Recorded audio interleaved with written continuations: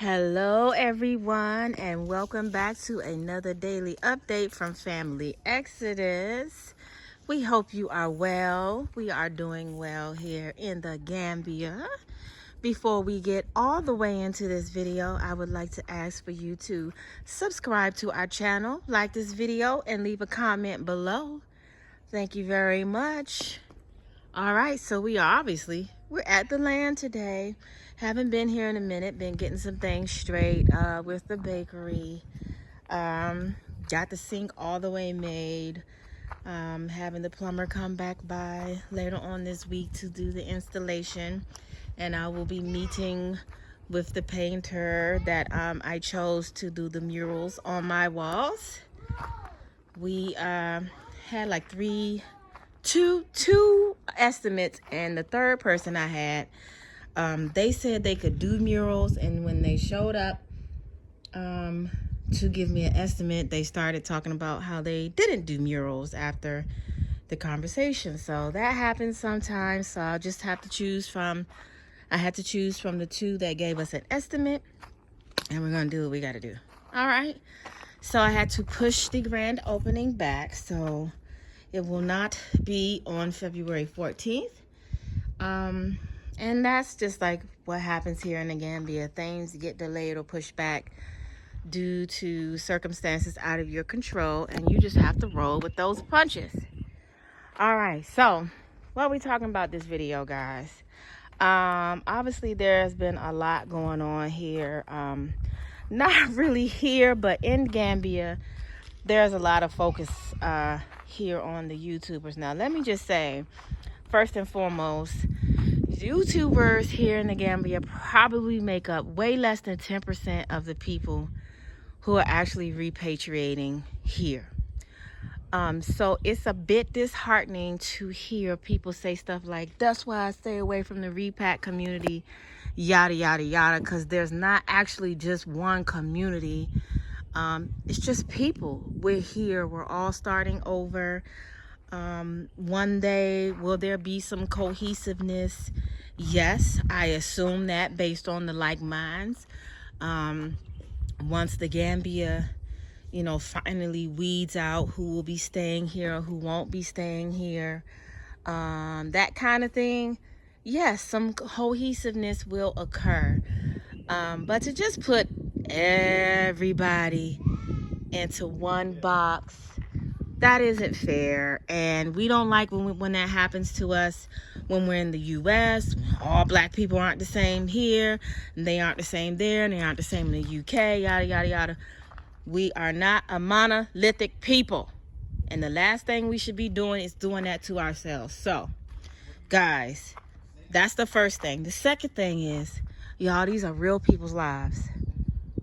So, that being said, if a person is over here and they're already going through with whatever it is, repatriation is not easy. Even if you have money, it's not easy.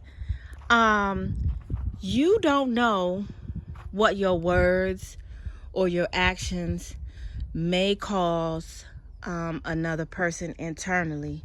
So let's be very careful with what we do, especially those content creators. Let's just please be careful with how we're attacking people, how you're putting information out there, because some people, could take a person over the edge. And you don't want, whatever you said or you did to be the reason why that person's no longer with us. So we have to be very careful about those kinds, that kind of content.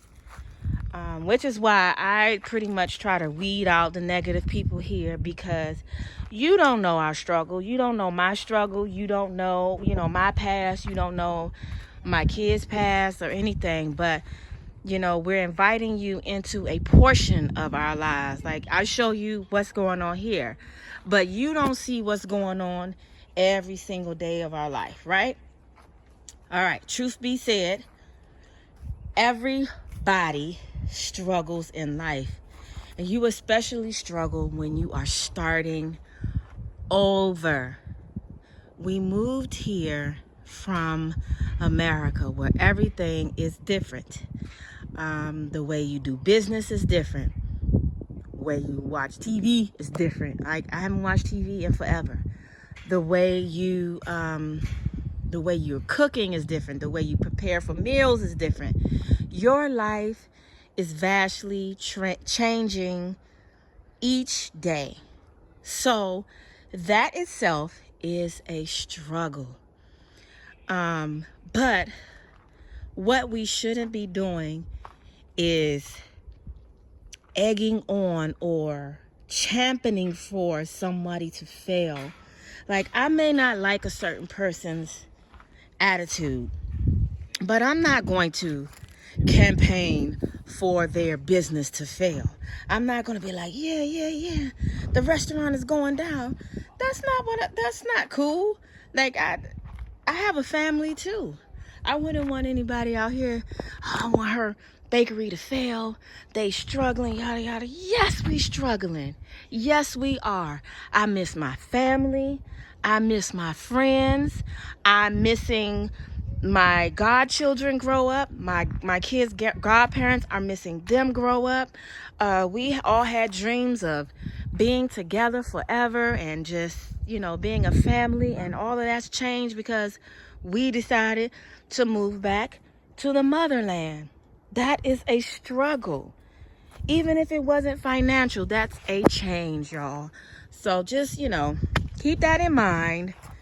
And if you want to do the best by people here, if you really genuinely care for those other platforms, I dare not say their names, just, pray for them. You pray for them.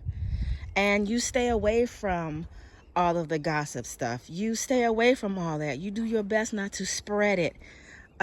You do your best to be the bigger person about it. Do what you can. There are people out here trying to expose scammers, but yet at the same breath, they ask you to support their channel and subscribe to their Patreon. Come on, y'all. Y'all hear this every time. How are you going to expose some scammers by also asking people to support you in the same way that people are asking folks to support them? Come on now. Make it make sense. So, I can recall being in the U.S. and watching families struggle, right? From paycheck to paycheck. And if a person didn't get that paycheck, they was in trouble. Because something was about to get cut off. They couldn't pay their bills. And they didn't have enough, money to buy food. So people reach out. They ask for help. All of that, right? It's no different here. People are struggling here. You want to know what is different, though? If people here, especially Americans, especially those from the West, from the islands, from the UK, especially here, if we don't have a check coming in, guess what happens? We don't eat.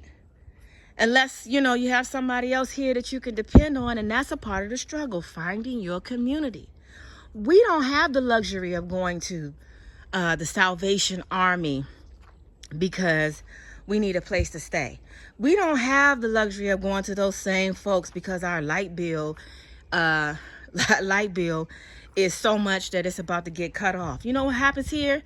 If you didn't pay on your cash power, you pay before you use it.